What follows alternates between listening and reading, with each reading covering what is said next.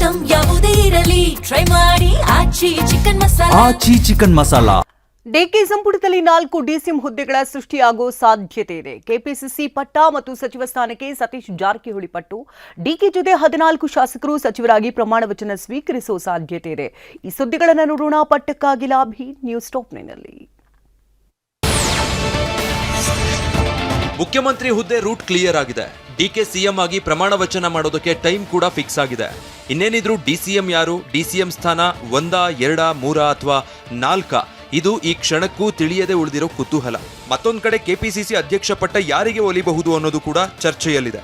ಮಾಹಿತಿಗಳ ಪ್ರಕಾರ ಡಿಕೆ ಸಂಪುಟದಲ್ಲಿ 4 ಡಿಸಿಎಂ ಹುದ್ದೆಗಳು ಸೃಷ್ಟಿಗಾಗಿ ತೆರೆಮರೆಯಲ್ಲಿ ಕಸರತ್ತು ನಡೀತಾ ಇದ್ದು, ಜಾತಿ ಲೆಕ್ಕಾಚಾರವೂ ಜೋರಾಗಿದೆ. ಡಿಸಿಎಂ ಆಯ್ಕೆ ವಿಚಾರ ಹೈಕಮಾಂಡ್ಗೆ ನುಂಗಲಾರದ ತುತ್ತಾಗಿದೆ. ಕಾಂಗ್ರೆಸ್ ಹೈಕಮಾಂಡ್ ಮೊದಲು 4 ಡಿಸಿಎಂ ಆಯ್ಕೆಗೆ ಚಿಂತನೆ ನಡೆಸಿತ್ತು. ಆದರೆ ಡಿಸಿಎಂ ರೇಸ್ನಲ್ಲಿ ಡಜನ್ ಗಟ್ಲೆ ನಾಯಕರಿಂದ ಲಾಬಿ ಜೋರಾಗಿದೆ. ಯಾರಿಗೆ ಅವಕಾಶ ಸಿಕ್ಕರೂ ಅಸಮಾಧಾನ ಸ್ಫೋಟಗೊಳ್ಳುವ ಸಾಧ್ಯತೆ ಇದೆ. ಒಬಿಸಿ ಕೋಟಾದಲ್ಲಿ ಯತೀಂದ್ರಗೆ ಕೊಟ್ರೆ ಬೇರೆ ಸಂದೇಶ ರವಾನಿಸಿದಂತಾಗುತ್ತೆ. ಲಿಂಗಾಯತ ಕೋಟಾದಡಿ ಎಂಬಿ ಪಾಟೀಲ್, ಖಂಡ್ರೆ ಮಧ್ಯೆ ರೇಸಿದೆ. ಮುಸ್ಲಿಂ ಕೋಟಾದಡಿ ಜಮೀರ್, ಖಾದರ್ ಮಧ್ಯೆ ಪೈಪೋಟಿ ನಡೀತಾ ಇದೆ. ಜಮೀರ್ಗೆ ಕೆಸಿ ವೇಣುಗೋಪಾಲ್, ಖಾದರ್ಗೆ ಧಾರ್ಮಿಕ ಗುರುಗಳ ಬೆಂಬಲ ಇದೆ. ಇನ್ನು ದಲಿತ ಕೋಟಾದಡಿ ಪರಮೇಶ್ವರ್, ಪ್ರಿಯಾಂಕ್ ಮಧ್ಯೆ ತೀವ್ರ ಸ್ಪರ್ಧೆ ನಡೀತಾ ಇದೆ. ಒಂದ್ ವೇಳೆ ಪ್ರಿಯಾಂಕ್ಗೆ ಕೊಟ್ರೆ ಹಿರಿಯ ಪರಮೇಶ್ವರ್ಗೆ ಅಸಮಾಧಾನ ಉಂಟಾಗೋದಂತೂ ಸಹಜ. ಅಲ್ಲದೆ ದಲಿತ ಸಮುದಾಯದಲ್ಲಿ ಎಡಗೈ ಮತ್ತು ಬಲಗೈ ಪ್ರಶ್ನೆ ಉದ್ಭವಿಸೋ ಸಾಧ್ಯತೆ ಇದೆ. ಕೆಪಿಸಿಸಿ ಅಧ್ಯಕ್ಷ ಸ್ಥಾನದ ರೇಸ್ನಲ್ಲಿ ಸತೀಶ್ ಜಾರಕಿಹೊಳಿ ಹೆಸರು ಮುಂಚೂಣಿಯಲ್ಲಿದೆ. ಸಚಿವ ಸ್ಥಾನದ ಜೊತೆಗೆ ಅಧ್ಯಕ್ಷ ಸ್ಥಾನಕ್ಕೂ ಬೇಡಿಕೆ ಇಟ್ಟಿದ್ದಾರೆ. ಆದರೆ ಜಾರಕಿಹೊಳಿಗೆ ಸೂಚನೆ ಕೊಟ್ಟಿರೋ ಹೈಕಮಾಂಡ್, ಒಂದು ಮಂತ್ರಿಗಿರಿ, ಇಲ್ದಿದ್ರೆ ಕೆಪಿಸಿಸಿ ಅಧ್ಯಕ್ಷ ಸ್ಥಾನ ತಗೊಳ್ಳಿ, 2ರಲ್ಲಿ 1 ಮಾತ್ರ ಆಯ್ಕೆ ಮಾಡಿಕೊಳ್ಳಲು ಸೂಚನೆ ನೀಡಿದೆಯಂತೆ. ಆದರೆ ಸಚಿವ ಸ್ಥಾನ ಕೈತಪ್ಪಿದ್ರೆ ಬೆಳಗಾವಿ ಹಿಡಿತವೇ ಕೈತಪ್ಪಿ ಹೋಗುವ ಆತಂಕ ಸಾಹುಕಾರ್ಗೆ ಕಾಡ್ತಾ ಇದೆ. ಜಿಲ್ಲೆಯಲ್ಲಿ ಲಕ್ಷ್ಮೀ ಹೆಬ್ಬಾಳ್ಕರ್, ಲಕ್ಷ್ಮಣ್ ಸವದಿ ಕೈ ಮೇಲಾಗೋ ಸಾಧ್ಯತೆ ಇದೆ. ಅಹಿಂದ ಹೋರಾಟಕ್ಕೂ ಹೊಡೆತ ಬೀಳುವ ಆತಂಕದ ಹಿನ್ನೆಲೆಯಲ್ಲಿ ಸತೀಶ್ ಜಾರಕಿಹೊಳಿ ಮಂತ್ರಿ ಸ್ಥಾನದ ಜೊತೆ ಕೆಪಿಸಿಸಿ ಅಧ್ಯಕ್ಷ ಸ್ಥಾನಕ್ಕೂ ಬೇಡಿಕೆ ಇಟ್ಟಿದ್ದಾರೆ ಎನ್ನಲಾಗ್ತಾ ಇದೆ. ಡಿಕೆ ಭೇಟಿ ಮಾಡಿದ ಸತೀಶ್ ಡಿಕೆ ಜೊತೆ 20 ನಿಮಿಷಕ್ಕೂ ಹೆಚ್ಚು ಕಾಲ ಪ್ರತ್ಯೇಕ ಮಾತುಕತೆ ನಡೆಸಿದ್ರು. ಇನ್ನೂ ಮಾಡಿಲ್ಲ, ಎಲ್ಲಿ ಚರ್ಚೆ ಅಷ್ಟೇ ಮಾಡಿಲ್ಲ. ಇನ್ನು ಅದು ಇದೇ ಮಾಡಬೇಕನ್ನೋದಿದೆ, ಮಾಡಬಾರ್ದು ಎರಡೂ ಇದ್ದಾರೆ. ಅಂತಿಮವಾಗಿ ಯಾವುದು ಸೂಕ್ತ ಕರ್ನಾಟಕಕ್ಕೆ, ನಮ್ಮ ಪಕ್ಷಕ್ಕೆ, ಅದನ್ನು ನಿರ್ಧಾರ ಮಾಡ್ತಾರೆ. ಕೆಪಿಸಿಸಿ ಅಧ್ಯಕ್ಷ ಗಾದಿಗೆ ಮತ್ತೊಬ್ಬರ ಹೆಸರು ಸರ್ಪ್ರೈಸ್ ಎಂಟ್ರಿ ಆಗಿದೆ. ಬಿಕೆ ಹರಿಪ್ರಸಾದ್ ಹೆಸರು ಮುನ್ನೆಲೆಗೆ ಬಂದಿದೆ. ಒಬಿಸಿ ಕೋಟಾದಡಿ ಕೆಪಿಸಿಸಿ ಅಧ್ಯಕ್ಷ ಗಾದಿಗೆ ಹರಿಪ್ರಸಾದ್ ಹೆಸರನ್ನ ವೇಣುಗೋಪಾಲ್ ಪ್ರಸ್ತಾಪಿಸಿದ್ದಾರೆ.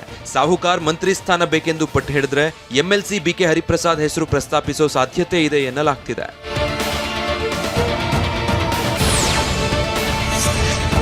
ಶಿವಮೊಗ್ಗದಲ್ಲಿ ಶಾಸಕ ಕೆಎಚ್ ಮುನಿಯಪ್ಪಗೆ ಡಿಸಿಎಂ ಸ್ಥಾನ ಕೊಡಬೇಕು ಅಂತ ಬೆಂಬಲಿಗರು ಆಗ್ರಹ ಮಾಡಿದ್ರು. ಖಂಡ್ರೆಗೆ ಡಿಸಿಎಂ ಸ್ಥಾನ ನೀಡುವಂತೆ ಬೀದರ್ನಲ್ಲಿ ಅಭಿಮಾನಿಗಳು ಪಟ್ಟು ಹಿಡಿದಿದ್ದಾರೆ. ದೇಗುಲದಲ್ಲಿ ಪೂಜೆ ಪುನಸ್ಕಾರಗಳನ್ನ ಮಾಡ್ತಿದ್ದಾರೆ. ಇನ್ನು ಹೆಚ್ಚುವರಿ ಜವಾಬ್ದಾರಿ ನೀಡಿದ್ರೆ ನಿಭಾಯಿಸೋದಾಗಿ ಶಾಸಕ ಈಶ್ವರ್ ಖಂಡ್ರೆ ಹೇಳಿಕೆ ನೀಡಿದ್ದಾರೆ. ಸೂಕ್ತ ಪ್ರಾತಿನಿಧ್ಯ ಕೊಡಬೇಕು ಅನ್ನುವಂಥ ವಿನಂತಿಯನ್ನು ಮಾಡಿದ್ದೇನೆ ಎಲ್ಲ ಹಂತದಲ್ಲಿ. ಹಾಗೆ ಇವತ್ತು ಜವಾಬ್ದಾರಿ ಹೆಚ್ಚುವರಿಯಾಗಿ ಕೊಟ್ಟರೆ ಅದನ್ನು ನಿಭಾಯಿಸುತ್ತೇನೆ ಅನ್ನುವಂಥ ಒಂದು ಭರವಸೆ ನನಗಿದೆ. ಜೂನ್ 3ರಂದು ಲೋಕಭವನದಲ್ಲಿ ಡಿಕೆ ಪ್ರಮಾಣ ವಚನ ಸ್ವೀಕಾರ ಸಮಾರಂಭ ನಡೆಯಲಿದೆ. ಬಂಡೆ ಜೊತೆ 14 ಶಾಸಕರು ಮಂತ್ರದಂಡ ಹಿಡಿಯಲಿದ್ದಾರೆ ಎನ್ನಲಾಗ್ತಾ ಇದೆ. 14 ಸಚಿವರ ಸಂಭಾವ್ಯ ಪಟ್ಟಿ ಟಿವಿ9ಗೆ ಲಭ್ಯ ಆಗಿದೆ.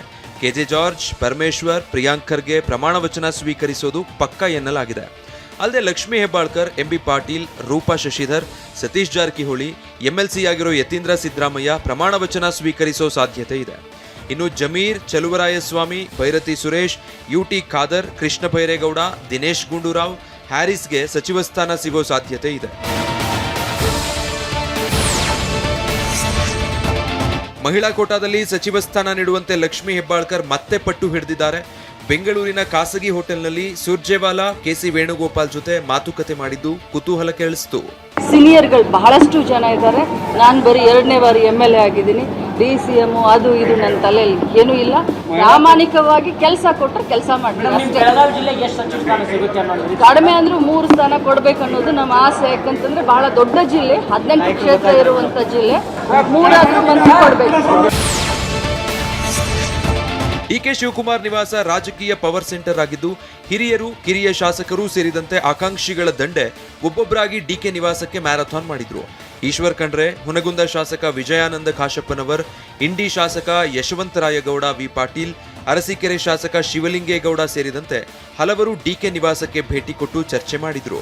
ಶಾಸಕನಾಗಿ 3 ಟರ್ಮ್ MLA ಆಗಿ ಒಂದು ಸಮಾಜ ಹಿಂದುಳಿದ ವರ್ಗದ ಬಂದಿದ್ದೀನಿ, ನನಗೊಂದು ಅವಕಾಶ ಕೊಡಿ ಅಂತ ಕೇಳೋದೇನು ತಪ್ಪಿಲ್ಲ. ನಾವೆಲ್ಲರೂ ಕೇಳಿದ್ದೀವಿ, 25-30 ಜನ ಹೋಗಿ ಡೆಲ್ಲಿಗೆ ಹೋಗಿದ್ದೀವಿ, ಇಲ್ಲೂ ಕೇಳಿದ್ದೀವಿ, ಒಂದು ಮೀಟಿಂಗು ಮಾಡಿದ್ದೀವಿ. ಅದನ್ನು ವರಿಷ್ಠರು ಮತ್ತು ರಾಜ್ಯ ನಾಯಕರು ತೀರ್ಮಾನ ಮಾಡ್ತಾರೆ. ಅಲ್ಲಿವರೆಗೆ ನಾವು ಏನು ಹೇಳಕ್ಕೆ ಬರಲ್ಲ. ನಾವು ಹೇಳಿದ್ದೀವಿ, ನೀವು ಹಳಬರು ಒಂದು 5-6 ಜನ ತೊಗೊಳ್ಳಿ, ಬಾಕಿ 20-22 ಜನರು ಬೇರೆ ಚೇಂಜ್ ಮಾಡಿ ಅಂತ ನಾವು ಹೇಳಿದ್ದೀವಿ. ಸಾಕು, 3 ವರ್ಷ ಅಧಿಕಾರವನ್ನು ಅವರು ಈಗಾಗಲೇ ಮಾಡಿದ್ದಾರೆ. ಮುಂದೆ ಮತ್ತೊಂದಿಷ್ಟು ಯಂಗ್ ಜನರೇಷನ್ಗೆಲ್ಲ ಕೊಡಿ ಅಂತ ನಾವು ಕೇಳಿದ್ದೀವಿ. ನಾವು ಕೇಳ್ಕೊಂಡಿದ್ದೀವಿ. ಯಾಕಂದರೆ ನಾವು ಪಕ್ಷಕ್ಕಾಗಿ ಇವತ್ತು 3ನೇ ತಲೆಮಾರು, ನನ್ನ ತಂದೆ ತಾಯಿ ನಾನು ಇವತ್ತು ಪಕ್ಷದಲ್ಲೇ ಇದ್ದೀವಿ. ದೆಹಲಿ ಮಟ್ಟದಲ್ಲಿ MB ಪಾಟೀಲ್, ಶಿವರಾಜ್ ತಂಗಡಗಿ, ಪ್ರಿಯಾಂಕ್ ಖರ್ಗೆ, ಶರಣ್ ಪ್ರಕಾಶ್ ಪಾಟೀಲ್ ಲಾಬಿ ಮಾಡ್ತಿದ್ರೆ, ಮತ್ತೊಂದೆಡೆ ಸಿದ್ದರಾಮಯ್ಯ ಅವರ ಕಾವೇರಿ ನಿವಾಸದಲ್ಲೂ ಭರ್ಜರಿ ಮೀಟಿಂಗ್ ನಡೀತು. ಜಮೀರ್, KJ ಜಾರ್ಜ್, ಪೊನ್ನಣ್ಣ, ಪುಟ್ಟರಂಗಶೆಟ್ಟಿ, ಬಿಲ್ಕಿಸ್ ಬಾನು ಸೇರಿದಂತೆ ಹಲವು ನಾಯಕರು ಭೇಟಿ ನೀಡಿದ್ರು. ಬಿ ನಾಗೇಂದ್ರ, ಸಂತೋಷ್ ಲಾಡ್, ಈಶ್ವರ್ ಖಂಡ್ರೆ ಕೂಡ ಸಚಿವ ಸ್ಥಾನದ ನಿರೀಕ್ಷೆಯಲ್ಲಿದ್ದಾರೆ. ವಿಶ್ವಾಸ ಇರ್ತಕ್ಕಂಥ ಎಲ್ಲ ಸಚಿವರಿಗಿದೆ. ಹೈಕಮಾಂಡು, ಪಕ್ಷದ ಮುಖಂಡರುಗಳು ಏನು ತೀರ್ಮಾನ ಮಾಡ್ತಾರೆ ಅದೇ ಫೈನಲ್.